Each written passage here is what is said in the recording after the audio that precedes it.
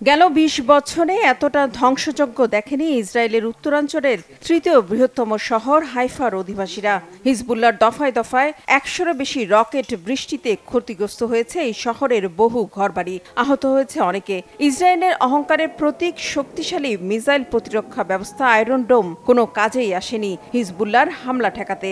শুধু হাইফা নয়, হিজবুল্লাহর আঘাতে বিধ্বস্ত হয়েছে ইসরায়েলের উত্তরাঞ্চলের আরেকটি শহর ক্রায়েব। গাজায় আগ্রাসন বন্ধ না হওয়া পর্যন্ত এমন হামলা অব্যাহত রাখার হুমকি দিয়েছেন লেবাননের ইরান সমর্থিত সশস্ত্র গোষ্ঠী হিজবুল্লাহর উপপ্রধান শেখ নাইম কাশেম। ইসরায়েল ও যুক্তরাষ্ট্র সহ পশ্চিমা দেশগুলো আমাদের ভয় দেখানোর চেষ্টা করছে, কিন্তু আমরা ভয় পাই না। যারাই অধিকার চায়, ইসরায়েল তাদের সবাইকে ধ্বংস করতে চায়।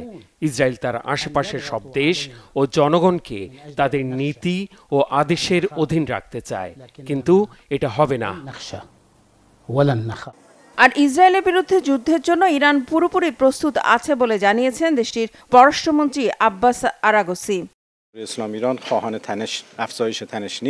ইরান মধ্যপ্রাচ্যে উত্তেজনা ও যুদ্ধ বাড়াতে চায় না। আমরা যুদ্ধে ভীত নই, আমরা সম্পূর্ণ প্রস্তুত। ইরান এই অঞ্চলের ফিলিস্তিন, লেবানন সহ সব সশস্ত্র প্রতিরোধ গোষ্ঠীগুলোকে সহায়তা করবে। ইরান ফিলিস্তিনদের তাদের অধিকার ফিরে পেতে সাহায্য করছে এবং করবে।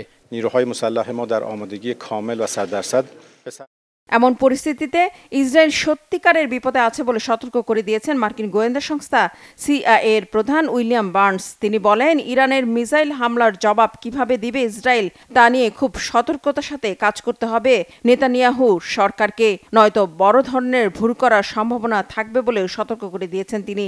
তবে এসব সতর্কতাকে উপেক্ষা করেই রোজকার মতো মঙ্গলবারও লেবাননের রাজধানী বৈরুত সহ দেশটির উত্তরাঞ্চলে থাকা হিজবুল্লাহর ঘাঁটিগুলোতে হামলা চালিয়ে যাচ্ছে ইসরায়েলি বাহিনী। বৈরুতে প্রায় সবখানেই চলছে ইসরায়েলি বাহিনীর নৃশংস হত্যাযজ্ঞ।